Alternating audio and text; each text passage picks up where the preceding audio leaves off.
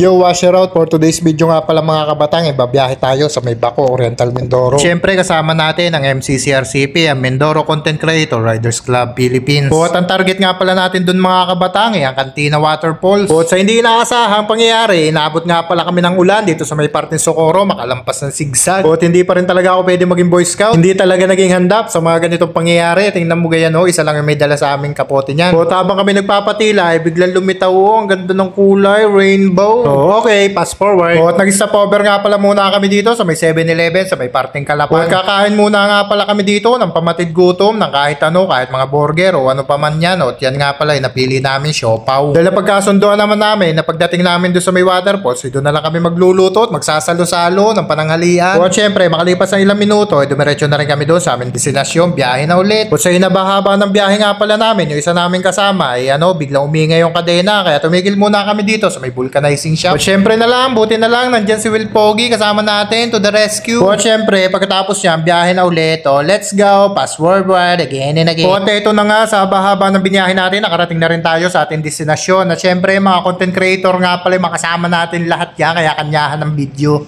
Yo, washer out mga kabatang, nandito tayo ngayon sa baluarte ni Kuya Rodel, Hey, yo, washer out. Dito. Ibang wasag. Ay, Sir. Christian Doll. Tudo ako dito. Tuduin mo tako. Maka 21. Hey, yo. Tara, let's. Kali pupunta tayo doon sa falls. Yung falls dito malapit sa kanila. Puntahan natin yon. At maganda daw yun Ito, anong tawag yan? Bingala. Bingala, kalaw, pabo. Walang Joe, ito yung walang hair. Ano ka, parang kalbo. Ang panot. Tawid ilog. Unang ilog, natatawirin. Medyo maliit lang naman yan. Kayang-kaya natin tawirin yan bago natin marating yung falls. Grabe, lamig ng tubig.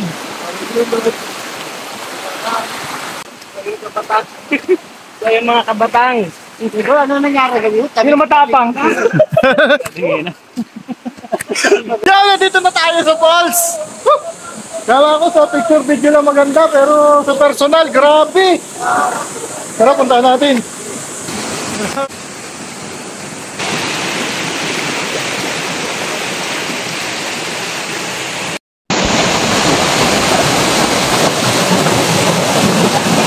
Malalim pala niya.